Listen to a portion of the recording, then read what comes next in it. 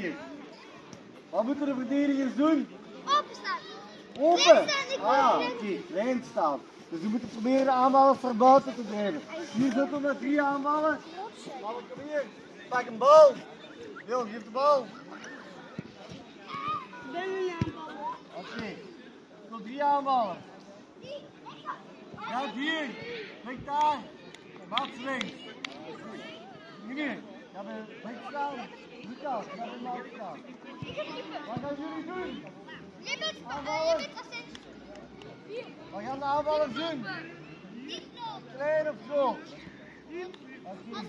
Nou, het is de bedoeling dat jullie het schot eruit halen.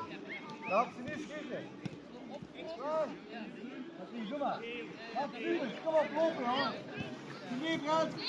Speel te doen. Prima, mooi gedaan hier. Schep alle 2 mee. Alle 2 mee naar links, alle 2 mee naar rechts. Weer dan nu. Kom maar. Als jullie de bal kunnen afpakken, jullie mooi daar. Oké, nu Lucas, en hier. We gaan staan doen. Op dezelfde plaats, man. We gaan staan.